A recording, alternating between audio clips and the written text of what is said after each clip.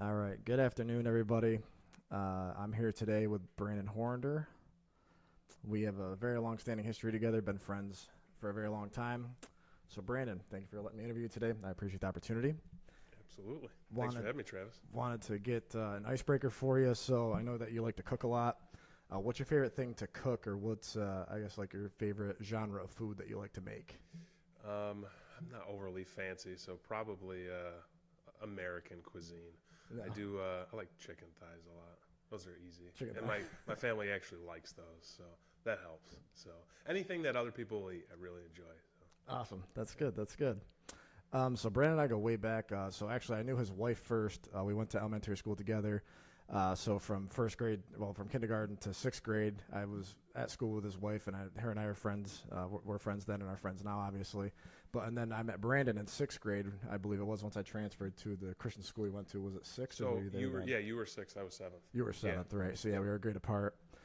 So like I said, we have a long-standing friendship together, go way back in time. But so what was, I know we went to a Christian school together. What was the Christian school like for you? Like what was your experience there? What, I guess, lessons did you learn, or, any good memories that you have there? yeah. Good one. All right, we're going heavy right off the bat. Well, I did Yeah. the icebreaker. I thought I Yeah, was no, going you're light, right. but You're maybe right. not. You're right. Totally forgot about that already. It's been like 30 seconds. So, yeah, Christian school. So, just to give a little background, so I was homeschooled till third grade. My mother taught me, and then she enrolled me in public school, fourth, fifth, and sixth. I had a tough transition there because I was homeschooled, so I didn't I socialized, but homeschool kid. And then I went to Ford's Bush, which wasn't bad. It's weird looking back at it. It was small, and there are absolutely deficiencies that I had there, as far as It's a good academically. political term to Yeah, put it. yeah. As far as academically, it wasn't the most outstanding school. But as far as friends, I have some lifetime friends from there, and I also understand that a little bit more as far as going to a Christian school, being raised that way. Not we weren't. It was actually more serious at the school than what I was raised at home Right. personally. Right. But yeah, it was an interesting experience. I look back on it fondly because of friends like you, basketball. Yeah, basketball is a big one. Which we'll probably get into in a bit. Oh But yeah, for sure. Yeah, we'll touch base on it. yeah, no, I didn't mind the smaller school. I think we graduated, or my year was like seven. I tell people that. I try not to tell people that half the Right. time because I'm a little bit embarrassed about it. But then I'm like, I went to a college where we graduated like 500, 1,000, whatever it is. So it was definitely an adjustment after high school going to college Right. because there was a lot of different diversity and a lot of different types of people and backgrounds that we didn't have there. So it was a Right. great experience. It was just different. So yeah, I've kind of hit the gamut of schools and different perspectives in that way, I think. Yeah, the So, biggest thing I noticed too, like as far as transitioning to like college level, it was a real tough growing pain going from, a Christian school education. Like so there wasn't a whole lot of college prep. There wasn't a whole lot of like needs assessment or skills assessments to kind of project you into, the next tier, of your life in theory. So there wasn't a whole lot of bridging, I guess, between, Christian school and the, going into academic or, college afterwards. It just seemed like there was a bit of a gap, and not even like knowing how to write papers really appropriately, like APA. Like I didn't know anything about that stuff until I got to college and had people help me, luckily, and there was a lot of tutoring and things that kind of caught me up. But yeah, like I said, for us, like we went to college, but were you one of the first ones in your family? Obviously, you were the oldest, but I don't know if, like I said, if any of your uncles or aunts did they have college yeah, background so prior? out of my immediate family, I'm a first generation college student. I Gotcha. did have my uncle, I have some cousins that did, but as far as like aunts, uncles, a few of them did. But generally, for some reason in my family, it was my father's side was just more entrepreneurial. I don't Right. think I pronounced that right, but Yeah, um, entrepreneurial skills, yeah, right? I think it was more so start your own little business. That's kind of how that's kind of really how I saw life. I didn't really want to start my own personal business necessarily, but yeah, there ended up being like 5 or 6 within the family, I think, as I was growing up. Yeah, So it was what I was accustomed to seeing. yeah. Yeah, so Well, that is interesting though too that you guys have had a lot of as far as like family businesses go, you guys have had a lot of diversity just in that realm also. You know, we're in the construction industry, there was cleaning industry, you know, industrial cleaning, things like that. And then there was also a brief stint in doing like furnace and like heating, HVAC work. So you guys had a lot of diversity just like within your own, you know, family as well. So there's a lot of different industries you got at least like a skill set or like an awareness of as to like how they function, you know. Just Yeah. by looking at the draw, which like I said is kind of a luxury because a lot of people, you know, some people don't even have businesses or their family doesn't own anything. So it's kind of like I said a good background to have though. Like I said, you guys have a pretty diverse background and can, you know, implement a lot of different skills into just like your home life and things like that. Yeah, absolutely. Yeah, there was a lot of them. For some reason, that family just liked to start businesses. Yeah. But it wasn't necessarily my dream to start a business. I mean, I don't know. We'll probably talk about the construction business a little bit, but I'll let you segue into that whenever we get to it. Let's go back into but the school, school. yeah. So it was quite the experience.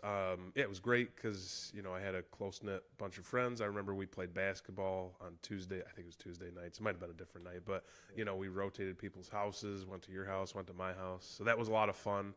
I really enjoyed my high school and you know middle school years a lot. You know, I think it was a deficit as far as academically, absolutely that. I don't think it prepared us for college or career or anything like that, other than if you wanted to be a pastor or whatever, something related to that, maybe a missionary, because they only promoted colleges, the Christian colleges, and basically they were like, hey, dress straight, you know, be neatly buttoned up, and we're going to teach you the Bible, but not really anything necessarily for this day and age. So, and I understood that's fine, but at the same point, I never felt like I was going to be in that world whatsoever. So they didn't really offer us much outside of that. But looking back, also, you know, where I am now. You know, it might not have been the best building block for academically for certain things, but at the same time, I look back at it positively and, made some great friends and had a lot of great experience along the way. Yeah, I think one of the things that I will give it, there was some positives to it, obviously, and I think the main positive too is just being able to get along with like people that you might not have normally engaged with. You know what I mean? Like there was a small school, so we didn't have, there wasn't like a lot of cliques or anything really. Like everyone kind of knew everyone. You kind of had to get along with everybody, even if like you had very different backgrounds or family upbringings, things like that. So I think it did give us a lot of personality benefits. Like I said, just kind of being able to function with different groups and being kind of diverse in how you approach things. So that was like I said, some learned things that might not show up academically, but like I said, personally, it's a good opportunity for growth. But yeah, so I want to talk about high school basketball with you because you were our center when we won the championship for our school league that we had. And you got your jersey retired also, so I want to kind of touch on those things. And also, like I said, say that, you were one of the best centers. I really enjoyed playing with you as I was a point guard. And Brandon was, like I said, our big guy underneath. Like I said, he was built for it. He could take some hits. He's bringing up 2 or 3 guys to the rim to him every time he was going up pretty much. Like I said, just a great skill set, though. Like I said, a really phenomenal player. I really enjoyed that experience, and I wanted to kind of hear your take on it. Yeah, no, I appreciate it. That's way better than I actually was. So, first of all, you were definitely the best player on the team by far, talent-wise, absolutely. I was somewhat strong. I wasn't tall, 6 foot, so not pretty small for a center, even for high school around here. But in our little or smaller league, it wasn't bad, and I could bully people around. So, even though I didn't have the height, I definitely had the strength. So it was fun. It was a lot of fun, and I would not have started, I'm sure, at big schools. And I definitely wouldn't have been able to be a center. So that is one of those experiences where going to the small school was so much fun. I wasn't going to end up in the NBA anyways or make money at it. So I had a ton of fun in high school with you playing. It was a fun experience. Yeah, and you were leaps and bounds more talented than I. And the whole jersey retirement, I think that had a different background. That's the reason they did that was because they owed the construction business money. Right, but either way, political a little bit. That was more political. But either way, it was a fun experience. Awesome. Love traveling the bus. Love the games, the practices, everything. It was our cool group of friends. Had a ton of fun. So it was like I said, that was another experience too that I really enjoyed because like I said, we were such a small school. So like I said, everyone kind of played all the sports too. So like even if you weren't like athletic necessarily or like the best, soccer player, the best basketball player. You were still playing like different sports. Like I didn't play soccer up until I went to the Christian school because I always was like just focused on basically basketball, baseball, but I kind of faded away from baseball later. But then I became a soccer player just because they needed people to play, and I became a goalie, and I was like, all right, but like it was always just kind of conditioning, like staying in shape for basketball, that type of thing. But also it was a great opportunity too because like in basketball specifically, I would say I was a lot more committed than most players just because it was what I like to do. So I was playing like men's nights during the weekends. I was playing at the youth center in St. Johnsville. And I was able to kind of coach too a little bit while I was playing, like the younger guys coming up because of that. So like I said, that was an opportunity too that I don't think I would have had, like, as you said, in a different district or a different school, just because, like I said, they have more opportunities to pull talent and people up and, the best players, which we just kind of had to use with what we had. So like I said, there was some benefits to it. Oh yeah, no, there absolutely was. Yeah, a lot of people that played would never have even made the team. You know, definitely. So yeah, it was fun. It was exciting while we did it. I didn't do soccer because I told them there's no way I'm playing soccer. I hated it. I could have absolutely used the conditioning for soccer to get ready for basketball because I actually cared about basketball a lot, but I just couldn't do soccer. And also I was scared of running at all, even for basketball. But if you put a ball in my hand, I was good. I'll run, I'll exercise. Didn't matter, but I exercise a lot more now. Back then, I was not interested in it unless I had a ball involved. So, yeah, it worked out well. But, yeah, it was a ton of fun. So, like I said, bringing up basketball, just kind of like sidestepping off of basketball, we kind of were – I wouldn't say we were rivals, but like as far as our professional teams go at the time, I was a big Allen Iverson fan, and I know that you were a Kobe fan. So we used to kind of battle, like out of fun, but like playing like NBA 2K and stuff. I was always picking the Sixers. You were always picking, LA, and most of the time winning. But like I said, so Kobe was your favorite player, and I think you kind of played a little bit like his style, kind of like run and gun on the court. You had a really killer like 15-foot jump shot. So was there any influence, from like his gameplay or his tapes that you watched that you tried to pull like skill sets from when you were playing basketball? Yeah, so I looked at Shaq and him. I liked Shaq's play. I associated myself or my play with Shaq more than I did. I couldn't dunk, of course, but at the same time, I really wanted to post up, down low. I loved posting up, down low, and I loved the fadeaways that Kobe could do. So I love the 10-foot, 15-foot fadeaway. Like you post up and do a quick fadeaway, maybe a bank shot on the sides. Love that shot. Still to this day, I love it. Even when I play basketball at work, that's what I did all the time. That was my go-to. Well, it's high efficiency too, right? You hit the same spot on the board, it's most likely going to go in based on the numbers, right? Yep, so exactly. That's huge. And well, it's funny, we were kind of discussing earlier about how the game's kind of translated and become something else too, because like AI was my guy. He had the best, in my opinion, the best step back shot, from 25, 30 feet, 3-pointers, whatever. Just that crossover step back he had was just like amazing to watch in real time against professionals. He was dropping professionals, breaking ankles, stuff like that. And to see that from like a 6-foot player, against Kobe, for instance, like they were guarding each other. I'm like, he was super size advantage, but had the speed and had the talent to kind of work around. I think Kobe's like 6'6", 6'7", or something. Yeah, he was way bigger, and like he'd match up against AI sometimes, like in the playoffs. It was just like crazy. Not that AI had like 45 or something like one time on him. I was like, what's happening from a guy that size? But yeah, so specifically going forward, like now everyone just shoots threes. Like when we played, it was a lot of penetration, drive the lane, dish out, kick out for the three, high pick and roll at the top of the key, things like that. And now the game's just completely different.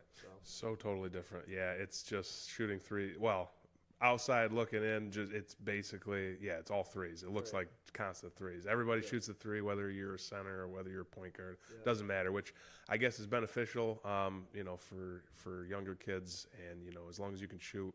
But, yeah, it definitely was not that type of game. We grew up, watching Patrick Ewing, watching Shaq, watching those big guys, Alonzo Mourning. Yeah, that game, I find it way more interesting. But at the same time, that's just what we grew up in. But it's so much different than it used to be. Even pickup games that I see at the college, just people just dropping back and shooting threes just constantly. You'll miss 4 or 5 in a row and keep dishing out. I don't think I saw anything within like 10 feet of the rim go up. So crazy. Even watching for like 10 minutes. So. Right. Which is funny because one of the drills I used to do when I was coming up, we'd do the 5, 15, 25, 3-pointer. And you'd basically start in front of the rim, do like a 5-foot, a layup or either a 5-foot hook shot. You move to like 10 feet, 15 feet, you do another shot, then you do your free throw, then you move back between a free throw, 3-point line, and then you do a 3-point shot, and you try to complete that cycle as much as you can. And like you said, now it's just all 3-pointers. Yeah. So it's like that whole drill is like relevant. Yeah, it So absolutely it's is. interesting to see, like I said, the game kind of progress forward as well, how it has. Yeah, I mean, I guess too. I think it comes top down too, because you see it in the NBA and they transition. Steph Curry. I think he was probably one of the first that it's just threes all the time, constantly. He was great at it. Yeah. I know in our day we had like Reggie Miller, Reggie was Allen Houston, maybe. I know there's a few other ones, but it starts there, and all the kids see that, and then the game slowly kind of transitioned after him. And that's what the kids watch. So I get that. That's their game, and that's what they're interested in. So it's pretty interesting to see it kind of go the way it has. That's for sure. So going back to the college transition to academics, so you had the opportunity, obviously, to work in the family business, and you kind of like opted out to go to school, at least intermittently. What made you choose, I guess, your degree, and like what made you, I guess, focus on that kind of career trajectory that you chose at the time? Yeah, that's a long story. No, so I guess it started. We went to a small private Christian college, and then basically I was just going to go to the construction business. So my family has a construction business. My grandfather started in 1946, I think, right around there, anyways. And he was doing it, and then my father and my uncle took it over, and I guess that was what I kind of saw as that was my way ahead. That was the way to make my little mark in the world, was to continue that. I will say, looking back, it never was really a passion of mine by any means. I didn't love working with my hands, out in the field all the time. Pretty labor intensive. Very labor intensive, yeah. I mean, in the After a while, summers, you're working 12, 15 hours. You're pushing hard. So, but I didn't, whether it was because of the school that we went to and they didn't really prepare you for any other jobs other than like being a pastor or something. So I just wasn't sure. So basically my mother, we were getting close to graduation, and my mother's like, hey, you're going to go get a 2-year degree at Herkimer, and you're just going to finish that, and whatever you want to do after that, that's fine. So I was like, okay, sounds good. Obviously I had a ton of passion in my life and just was ready to do, start something. No, I just didn't know what to do. Other than the construction business. So went there. I never loved school. I tell my kids that I'm just, I was like a B student. I wasn't great, wasn't terrible, just hovered. I didn't really enjoy it other than like history class, basically. Right. Yeah. So then went in my first class right out of the gate. I just loved the experience. Loved just college, what it stood for.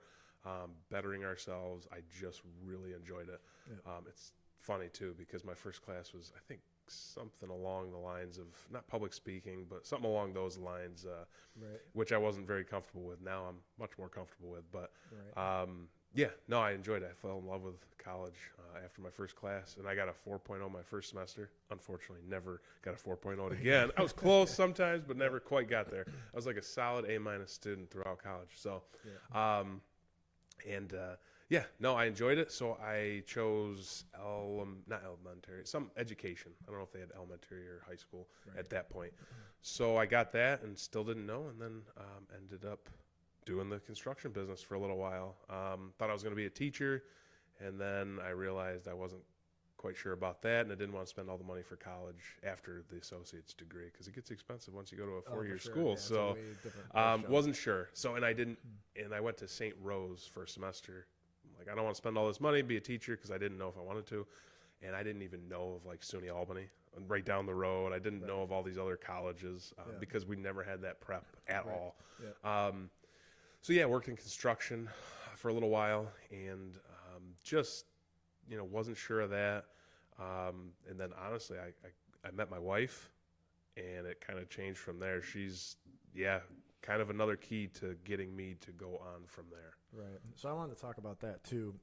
You brought up obviously your wife, but a big, I think I have this right. If I don't, like I said, please correct me. It's your story, not mine. So, but if I remember correctly, it was right after we did the Philadelphia trip. You were actually thinking about moving away, and I was actually part of that trip. We went, I had a great time, went to a couple museums, got to take in some historical stuff some historical stuff like the Bell and all that stuff in the area.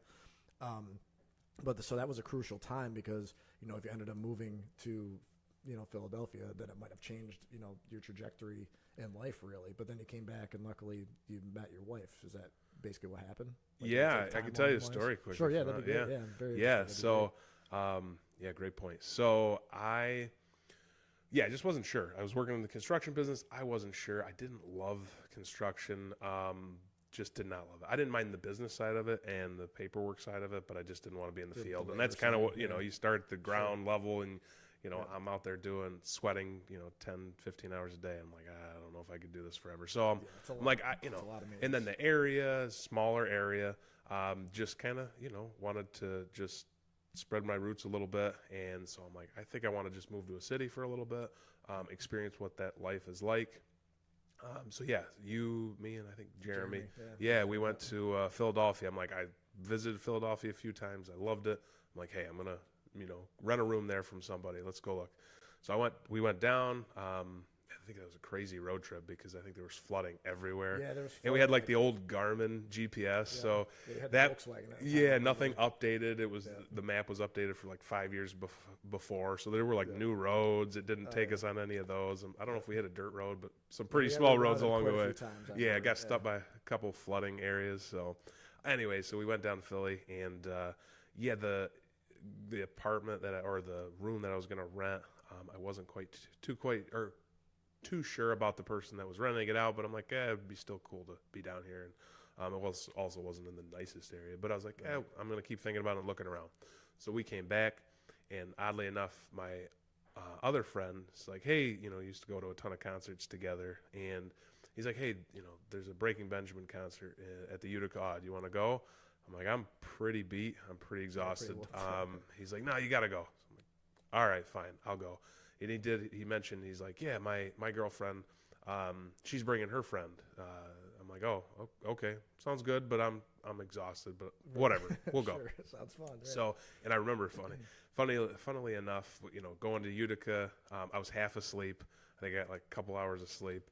Yeah. And his girlfriend actually passed with what would be my wife. I had no idea.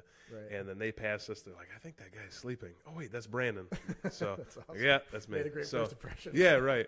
So we get there, that's and I'm funny. like, oh, that's who's there. I thought that was I thought that was your girlfriend's other friend. And anyways, no, I was like, oh, all right.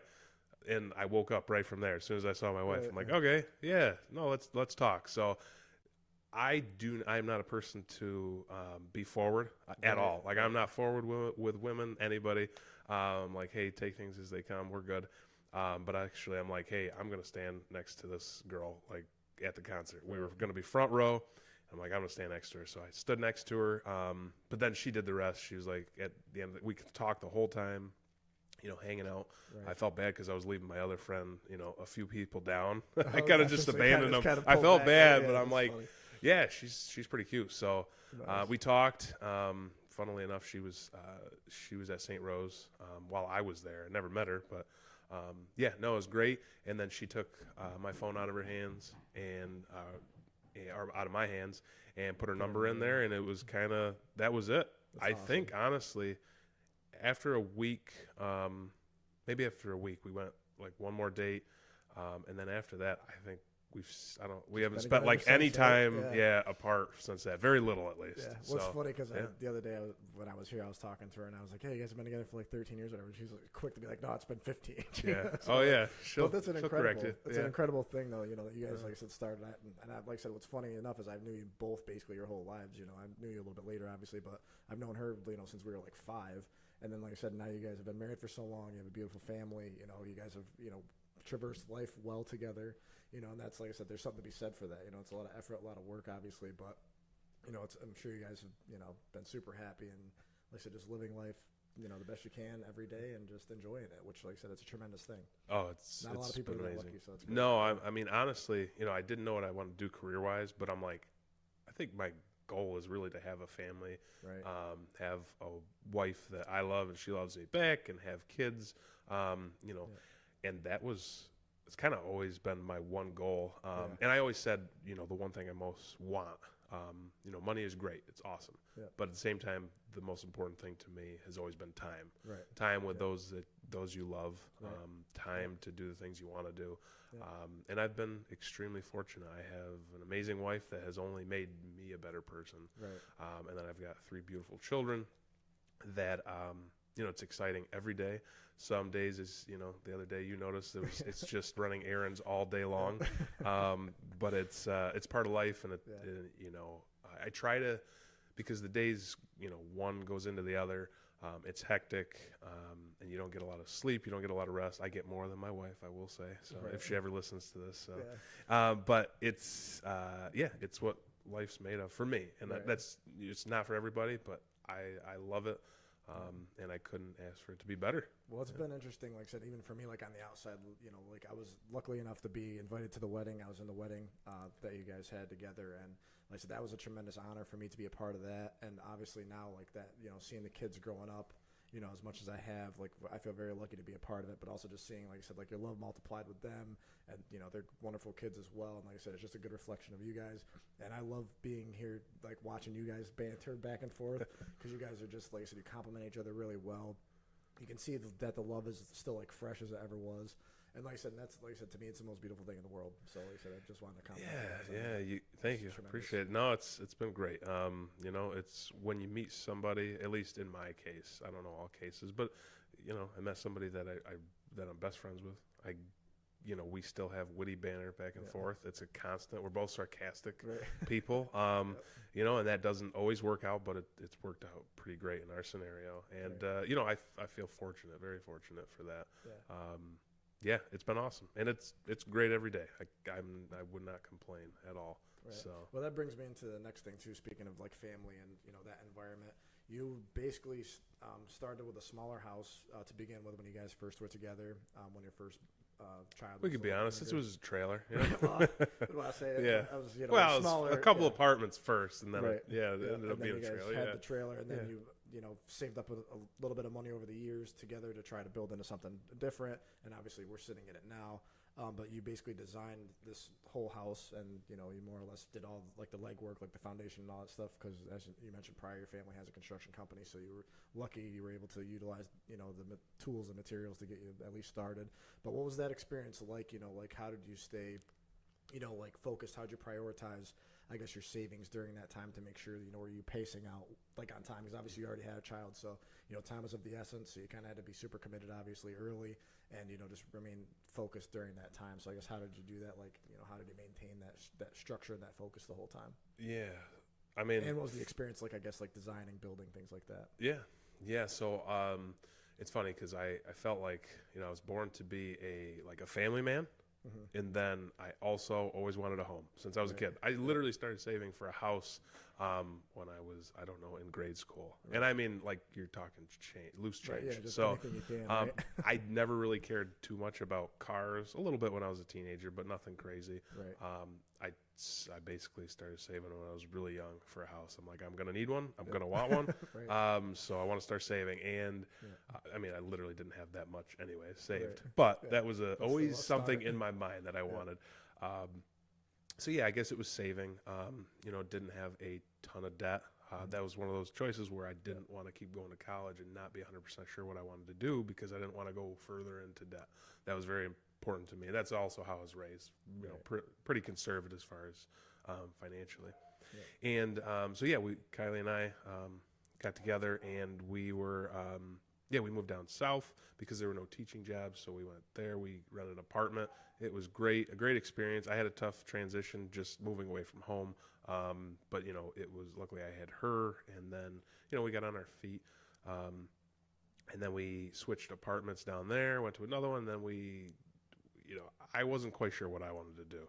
Right. So, but I wanted to do something. I was just working odd-end jobs down there.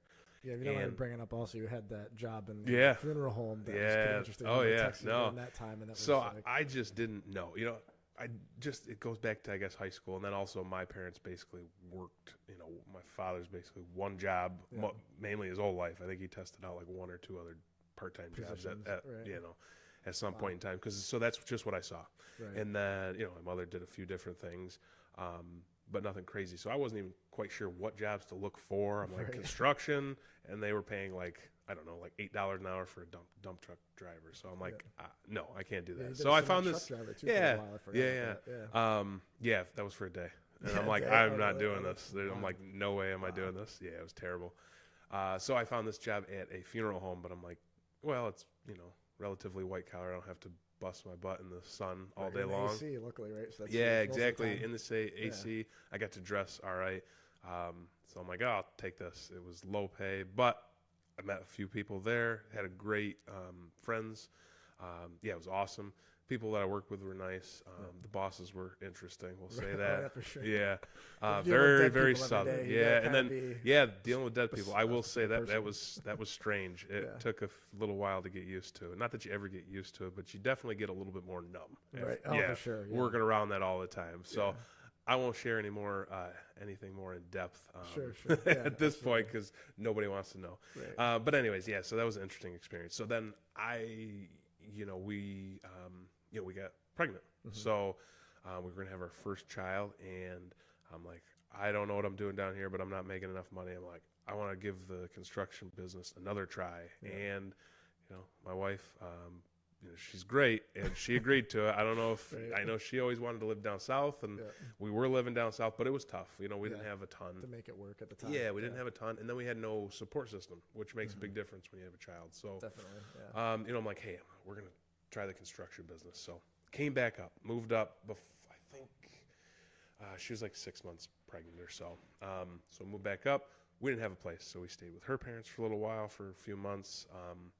And yeah, basically took this patch of land that was all trees, and then they were all cut them all down, fill it in, all these things. So put a well in, put a septic system, get everything, the foundation, and we just put a single wide trailer on the land here. So and that was never my plan, was to live in a trailer for any amount of time. I said I'm not going to live in a trailer at all. So we did for a little while. We found one, we put it on there.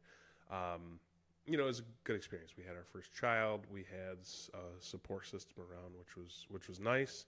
But the construction business, I realized after, I don't know, like 3 weeks of being back, I was like, oh yeah, I can't do this forever. Yeah. Yep. It didn't take long. Yeah. I'm like, I can't quite do this. Yeah. So, anyways, luckily, previously I got a bachelor's because my wife pushed me through that and showed me the school. It was awesome. And then I still didn't know exactly what to do. So I was like, I got to make some more money, and I really would love to go into higher ed. Yeah. So I'm like, I'll just throw resumes out there, and I got nothing. Absolutely nothing. Nobody's calling me that I have a construction background. Right. And you're trying to get I have a bachelor's degree in psychology, which everybody has. Right. Yeah. There's nothing to separate me apart, so I get that. Yeah. And then I'm finally like, there's a civil service exam, and you can work at the college. It's this like assistant type position. Yeah. I took the exam, and I got a call from that. That's eventually, awesome. Which, it was never my dream or my thought to be an assistant to somebody either. Right. But at the same time, I knew that was a foot in the door. Mm-hmm. So got that position, and I didn't want to be in that position too long. But at the same time, I needed to get in there to, get my foot in the door and try to switch my career to that. And I really enjoyed it. Really enjoyed everybody around and trying to make people's lives better through education and students and helping them. It was a great experience, and luckily I, was able to work my way up within 8 or 9 months after that. And that was kind of my career path, so up to that point. And then as far as the house goes, we kept saving as much as we could. It wasn't easy, you got to, nickel and dime. You got a nickel and dime basically, and make what you can put away. And then we're like, hey, if we're gonna stay here, let's get a house. And for some reason, I just wanted to, Kylie mentioned let's build a house. Like, okay. Or she didn't mention. I thought of it, but she's like, hey, we'll go look at modulars. So we picked out a modular home, and then did the rest of the work myself with the construction business as well. Right. Foundation, everything except for building the actual house was done. So we put that up, and it was not. We were paying rent, and then when we moved in the trailer, we weren't. So then we had a mortgage we had to pay. But I was always very fiscally conservative, so I made it so we got a house, probably not quite as big as we should have because we were going to have more kids. Sure. But at the same time, I didn't want that huge payment. Right. So I mean, you just keep saving, do what you can. So that kind of helped. But yeah, definitely. No, like I said, yeah, and I remember watching you do it at the time too. And like I said, just trying to, basically keep family environment healthy, working, wife, kid, and then obviously, you're putting all your extra time into, the foundation and getting everything landscaped and ready to go. So very high demand at that time, I'm sure probably very exhausting work as well, Yeah, and then, you're just coming home, and then once you get done with work, not that it was that hard, I was just an assistant, I was, working at a desk, but at the same time, then you get home, and it's like, okay, I've got a baby and a wife, but then it's going to pay off in the long run, but then start working on the house or the basement. Just had to do so many things to get ready for it. Yeah. Even once the house was here, it wasn't finished. We still had to put in all the heating, had to put all the water lines in. Yeah. They didn't do it. I did it with help of, an uncle that was in HVAC. We put in the furnace or the boiler and everything that went along with that. And then had help with family helping me out. How to do things, but pretty much I had to do a lot of it myself. And then you watch some YouTube. Yeah, absolutely. DIY, right? Mm-hmm. Well, while we're on topic of, obviously we kind of touched on marriage a little bit and your relationship with your wife. But as far as being, a parent, obviously you have, 3 children now. What are your key takeaways or just some, great experiences or learning experiences that you've had with your children? Like, what do you really value? What are some things that you could give examples of, I guess? Oh, that's tough. There's so many things, and I will admit I've never been one that thought I was great at giving advice. So, what I think, I mentioned it earlier. Time. I think time is the most important thing you can give to your children. Stuff is nice. Right. Having money is great. Right. But that you can't trade that time in. You can't get that back. Right. If you have to work and you have to push just to put food on the table, that is one thing. I get that. Yep. But if you have that security for your kids, I think everything after that, it comes down to time and the effort and what you put into your kids. They will remember that more than the huge Christmas that they had this year and that year, all the stuff they get. Right. Or this big elaborate birthday or whatever it may be, or all those extra toys. Those things they're not going to remember only a few of those things. It's the time and the effort you put in. It's coaching, helping. It's helping, it's taking them to all their events. Right. It's being around. For me, that's always been key. Yeah. So I think it's time. And then I think it's being open with your kids. It's funny too because my wife and her family showed me more of that because my family was a little bit more like closed off. We don't necessarily talk about this or that. Right. Talked about a lot of things, but when we were annoyed with each other, we didn't necessarily share that. Right. We could tell, but you can see the physical, right? But. Yeah, exactly. So it was a little bit more open, with my wife's family, and I really took that, to heart, and I thought that's very important because hey, you can work things out if you actually know what's going on. So I try to keep open lines of communication with my kids. They're still little, but at the same time, the oldest is getting closer to those teenage years where it's going to get more complicated. And I will admit, my wife's better at dealing with those things than I am, but at the same time, it's communicating with them, knowing that you're there for them. They want to know that there's somebody. They need that protection. Being close with them, talking to them.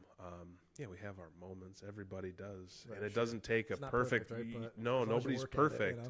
Nobody's perfect, and everybody does things their own way. But I think really putting that time in is essential, and then communicating with them clearly. I think that's really important. Yeah, definitely. Like setting clear guidelines and also just like listening to what their desires are, like their thoughts on things, and then providing feedback in like a constructive way, right? It's probably super valuable. Yeah, absolutely. And I don't do everything right. I will be the first one to, admit that. Right. I don't. But luckily I have a great partner in this that can balance those things out that I'm not great at, she's better at. Right. And I think we do a pretty good job. We do the best we can. But I think our kids know that we love them and we care, and we're here for them. And I think that's a lot of times, what children really need, kids, of any age. Definitely. So. Well, it's funny you bring up time as being, an important factor. One of the most important factors probably is just, being there and providing that experience with them and listening to them and just being able to provide that feedback. It's funny because we were talking about it last night at my buddy's house, and his wife made an assessment of me and a couple other guys that I was talking to, and she said, you know, you guys all, which she's right, by the way, she says, you know, you all reward like your relationships or partners with, you know, like valuables or like, you know, going on trips, like things like that. So more like the reward factor of like buying a product rather than investing the time. And I have been guilty of that. So it's funny she made that assessment of me as a person just because she knows my history a little bit. And, you know, so it just kind of, you know, if you don't spend the time, you're going to pay for it sometimes physically, or you're going to try to compensate for it with like trips or whatever. But like you said, I think spending that time is probably the most valuable. It's the thing that they're going to remember the most, like I said, over toys, over all that other stuff. So I think that's a valuable lesson. Yeah, no, I think it is. You know, you know, if you're secure in, you know, food on your table, a roof over your head, all those things, and you have the basics, I think, yeah, it's time. Like, instead of working, if you don't have to work those extra 5-10 hours at your job to make money to buy these things that we really don't remember half the time later on. Right. If you can take those 5 or 10 hours just a week, or 2 hours a week, it's 8 hours a month extra. Right. And you just put that time into your kids or your loved one or whoever it is, that is going to be much more beneficial for not only them, but also you personally. Right. That's what I've found, at least. It's Seems like been way more system. rewarding. Yeah, as I say, it seems like a better reward system for everybody sure. around. Right. Because we, you know, it's cheesy, but at the same time, we remember how people make us feel rather than what we necessarily just did for them. Right. Yeah, I think so. That's always been a very important part for me. Yeah. And I've been fortunate enough to have an ample amount of time with my family. Luckily, yeah. Yeah. With So COVID and stuff, you mentioned that you have had a lot of extra time because, you know, obviously couldn't go into the workplace, things like that. Yeah. And, you know, your children were younger, so it was like probably a really great opportunity to capitalize on that time. Yeah. I mean, don't get me wrong. COVID drove me crazy because I'm more of a social being. But at the same time, I did learn a lot through that, and how to be not alone, but just, you know, secluded from necessarily community for a while. Right. Which helped me honestly grow. It was hard in the moment, but I grew from it. But at the same time, I had a ton of times with my kids, and, you know, I got to go on simple stuff, bike rides every day. I remember taking my son, my oldest, I think he was 4 or 5 back then, you know, for bike rides every day for lunch. Had an hour. I'm like, hey, let's get on the bike path. Let's go. And he would be telling, you know, I would have to tell him stories along the way.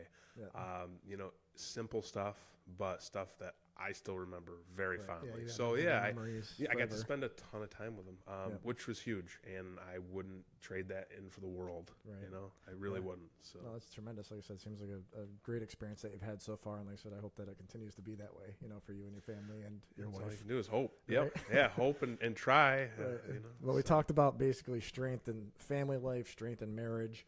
Now let's talk about physical strength. You mentioned to me previously that it was a goal of yours that you wanted to have 20-inch arms, and it was an important milestone that you wanted to be able to, you know, like I said, get to that physical stature, I guess. Yeah. What was that process like? Like, what made you want to choose to have 20-inch arms? I think I have a good idea, but I'd rather hear it from you. So what was that like for you, that experience?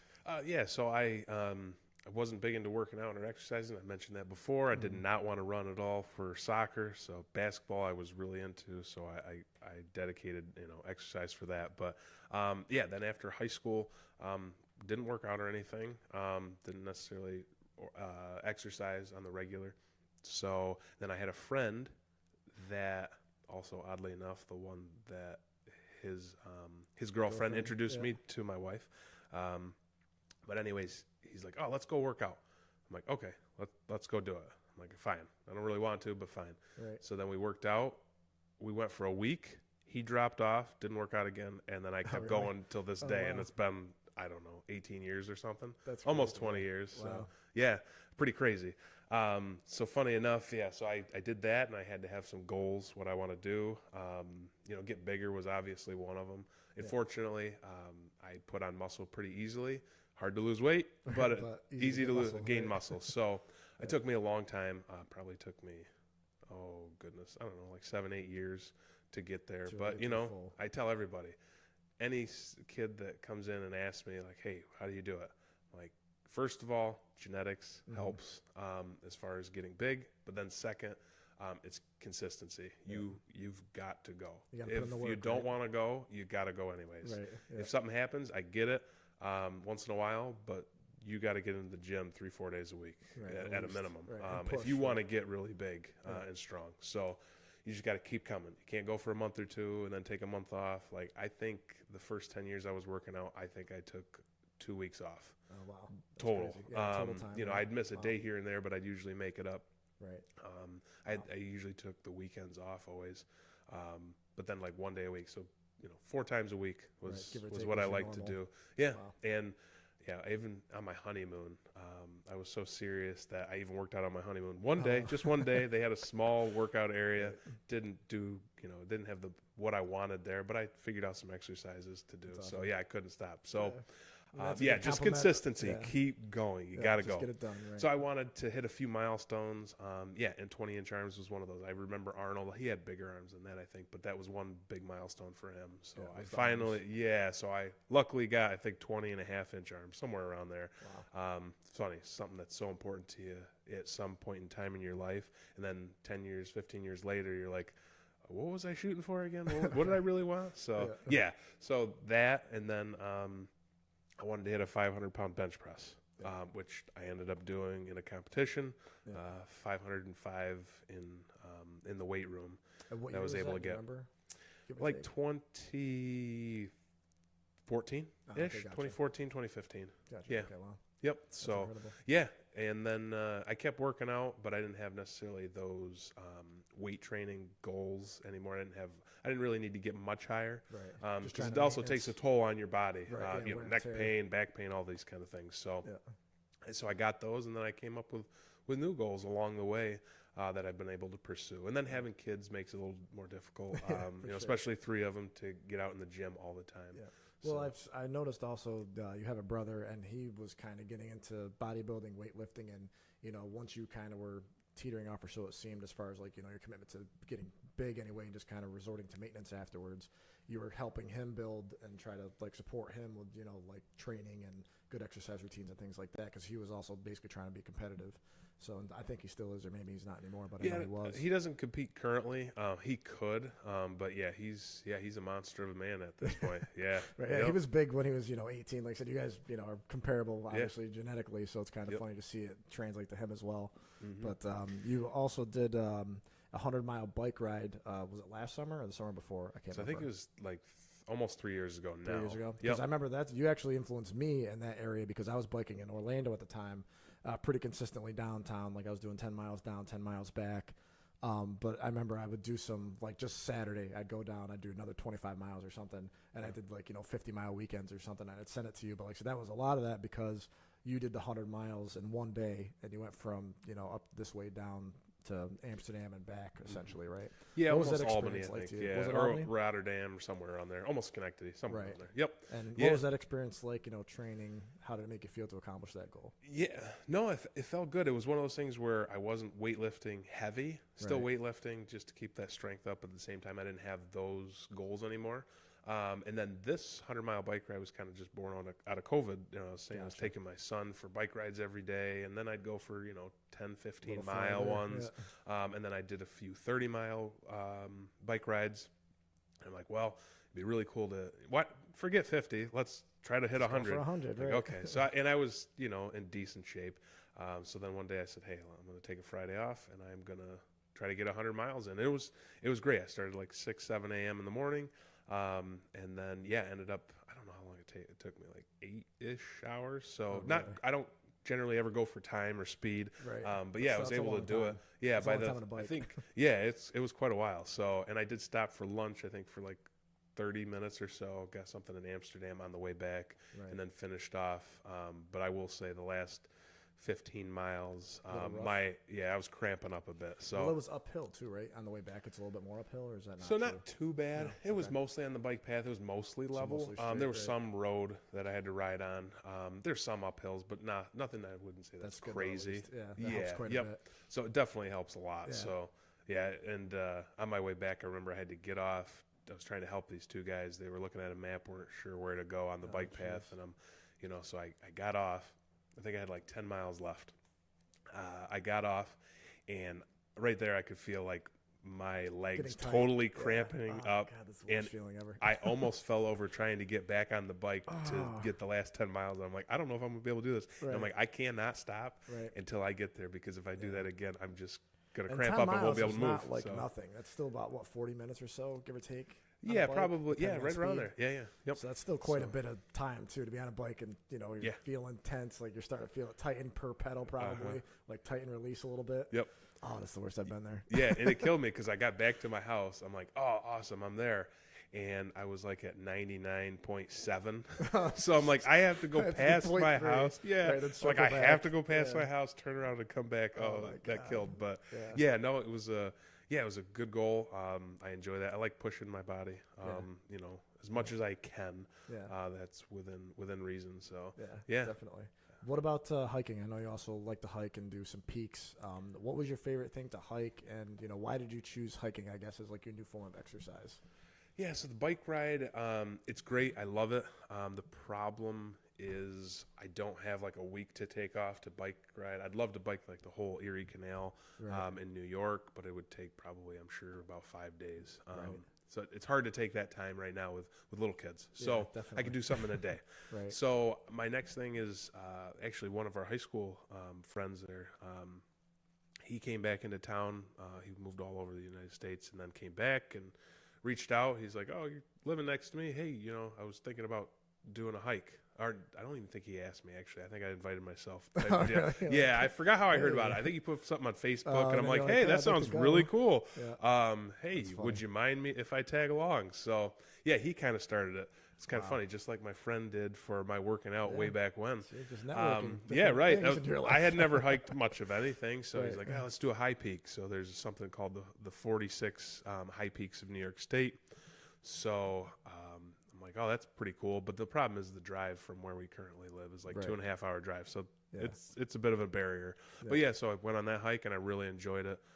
So I kind of, jog a little bit more now, bike some too, but stay in better cardio shape so I can actually do those things. So I just do the hikes. Yeah, I'm only at number 6 right now. So you got 40 to go. Yeah, 40 to go. I don't know if I'll get there. I would love to do it, but the distance to drive there's a little bit tough, and not many people want to do those hikes that I know. Myself included, actually. Right. Yeah. So the last trips I've done with somebody, I went with my brother, who's big weightlifter, but doesn't necessarily do a lot of cardio right now. Same thing as what I did at his age, and I felt bad. I kind of killed him last year. We went on a 15-mile hike, 2 high peaks we hit. And great views, but yeah, he was about to murder me, I think, at the end of it. So yeah, it was a little more than I think he was looking for. Right. Yeah, I'm always worried about like rolling an ankle or stepping weird on like a rock or something, or hitting a ledge wrong, and it's like, and then you're up in the mountain and you got to get down.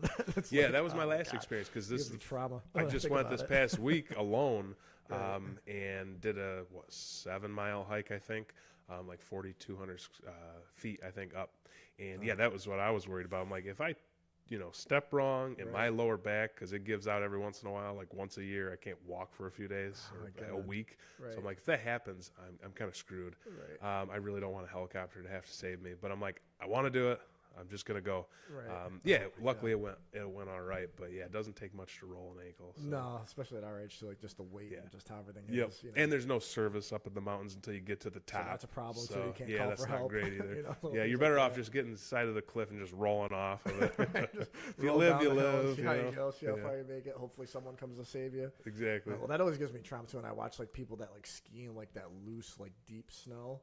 And it's like the one guy I saw the video of, he was like buried in the snow, and someone like just happened to see like his pole sticking up, and without that, like he would have been dead. Yeah. It's like, and, obviously hiking is a little bit different, but it's like those types of things. I'm like, oh my god, that could happen. Yeah. It's like, you never know. Everything you do is a risk, right? Everything. Right. Driving every day, which is actually pretty it's relatively safe, but at the same time, there's a lot of accidents. You never know what's going to happen. So, that's just something I enjoy doing. So I'm like, it's worth the risk. But at the same time, I was going to hike 2 mountains, and I scaled it back to 1 just because I'm like, you know what? Because of the issue, right? Yeah, I'm like, there was a little too much snow at the top, and it was going to be a pain. And I'm like, I gotta know my limits and just do 1 just in case I want to be able to go back to my family at the end of the night. So, yep.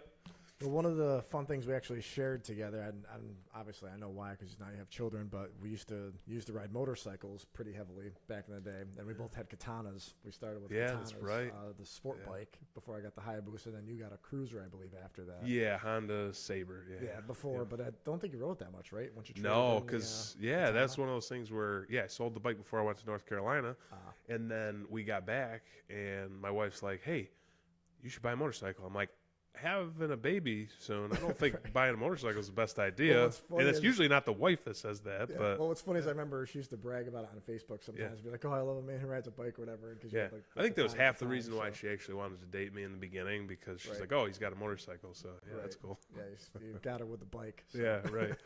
Good, whatever it takes, whatever it takes. Right, whatever you need, we'll buy it. Yeah, no problem. Exactly. Just like me, please. Yeah, so no, it was, then we're like, "Hey, we're having a baby." She's like, "We should buy a motorcycle." I'm like, "Okay, fine." I didn't need a whole lot of, convincing. So, I bought that cruiser. I'm like, "Oh, it'll be a little bit safer." And I think she rode on it one time. Yeah, I was going to say. One time, yeah. But I didn't ride a ton after that, so. Right. Well, you do some conservative things as well, though. Like, I know you're a big reader. You try to read quite a bit. Is there any good books or anything that you've read recently, anything that you really, something that impacted you as far as, like, your reading and what you take in? Yeah, so you probably read a lot more than I do right now. I try. So yeah, exactly. Doesn't always work. So I'm gonna have to throw that question back at you after this. So, right now I'm on the third book of the trilogy for oh goodness, what is it? It's Dark Forest right now is the book I'm on, but it's for the Three Body Problem. So it was a Netflix series originally, and I don't almost ever read fiction. Right. There's like a handful of books that I've read that are fiction. So this one's fiction book, but it's great. It's a little bit of sci-fi, a little bit of fantasy, but it has a lot to do with physics. Not that I can figure it all out, but they do a good job of explaining it. So I find it fascinating. Nice. So it's really interesting. Good book, good reads. And then I finished up a book on Franklin Delano Roosevelt because he's my favorite president. So it's a crucial time. And I like biographies. So I found those really good. So memoirs. Yep. I'm big on memoirs as well, especially if they're the person is expressing their own story. I'm not as big of a fan as like autobiography, like people expressing it for them, just because there's a lot of leverage and liberties that people take. And obviously, even sometimes people can, make their own stories about themselves way better and more interesting than they are too. But memoirs to me are still like the best overall. For sure. Well, you get a little bit of vision of what it's like in their eyes too. So right. Yep. Exactly. Absolutely. So what are something you've read recently that you really enjoyed? The thing that I'm reading now that I enjoy but is difficult is the Chomsky book. Chomsky on Language is like super difficult for me to read, and I don't get most of it just because it's like formulas and like sentence structure and stuff like that. I think it's valuable though because you do get to learn a little bit about just like sentence structuring, how to like read through things the right way, how to structure it the right way. I think that has its own value, and I think it's kind of something that's lost in today's society. But by no stretch do I get most of it. Chomsky's tough. I actually haven't read any of his books. I have one Audible book by him, and I started listening to him. Like, I don't know if I can handle this right now, because you have to sit and really pay attention to it. Yeah, really put some time into it. It's pretty in depth. So. That's good. That's good. Genentech book too that I just finished was a short read. It was like 167 pages, and that's interesting too, just because of timing and what it is. It was basically about streamlining like insulin and HGH things like that we're still utilizing today every day, and obviously insulin's huge in the healthcare field. But it was basically just about how that all came together and all the like legalities that came to it and the patents that were made. The guy that actually made it with a scientist at UC Berkeley was actually unemployed, and he was like into hedge funds and venture capitalism, and he basically became like unemployed and then met this scientist, and they were kind of already working on it, and then he kind of just made it streamlined. He was worth like $26 million or something when he died. He died in 2001. But it's just interesting, like just to see how things progress like through life, and like I said, like insulin is such an important factor in HGH, even to growth hormone with kids that aren't growing right or people that want to get big, things like that. That's utilized pretty frequently. It was interesting to read through that book for sure. Yeah, no, that sounds it. And like that guy, I always think of the older I get, and when I've asked people that are older than me. How did you get necessarily at this part of your career, or how did you get into this career? There's very rarely that it's a straight line. I knew this is what I wanted to do, and that I just got there. Not many people, settle on 18 years old. Hey, I'm graduating. This is what I'm going to do, and that's what they do, and that's that's their point A to point life, B. right? Yeah, there's usually a whole lot of avenues around that. So Well, it's a lot of growth and stuff too, like just in general with life, like whether it's personally, professionally. What I've realized and have struggled with, obviously, is just like hitting that resistance and keep pushing through, because it's difficult. It's not the easiest thing, especially when the last thing you want to do is push through. You kind of just want it, but you don't want to work for it, or it's super hard to get. So you kind of question your motive and how you're going to get it. Are you going to get it or not? Or are you going to quit? So like I said, just like my experience has been, like when you hit that hard resistance, it's just keep the faith. Like don't get crazy in your own head. Like don't try to like let yourself off the hook. Just keep doing the difficult thing. Keep showing up every day. Just keep putting one foot in front of the other. Small gains that get to big rewards. So that's been my experience. Yeah, just putting the time and the effort. And I think one of those things is the same thing in the gym. It's, just trying to put that consistency in. I think that's just important. Do it every Keep day. at Like it. you said, if you don't want to do it, do it. That's the whole point, right? Yeah. Yep, exactly. So Nice. that's where the real gains come from, when the tough times hit. And then it's like, you just keep trudging through. Yep. Yeah, definitely. Well, I don't have anything else on the agenda. Is there any other thoughts or anything that came to you while we were interviewing that maybe you want to discuss or go over, or, anything I'll touch on? I don't think so. It didn't help too that the first day we were going to do this podcast, I took you around to do errands. I'm like, yeah, we're going to get to this podcast. We're going to get to this. And then one more errand on top of the other. So we didn't end up getting to it that day. So we talked a lot about everything before too. So, right. But luckily we went through quite a few things today too. But Hopefully, I appreciate you having me. So. Definitely. No, I appreciate your time. And like I said, it's been a great experience. Like I said, I always love being a part of your life, and I appreciate that you let me. And, like I said, always here to support you and the family as much as I can. So just grateful for the opportunity. Same here. Thank you for your time, Brandon. So, I appreciate you. Thank you. All right, guys. Thanks for watching.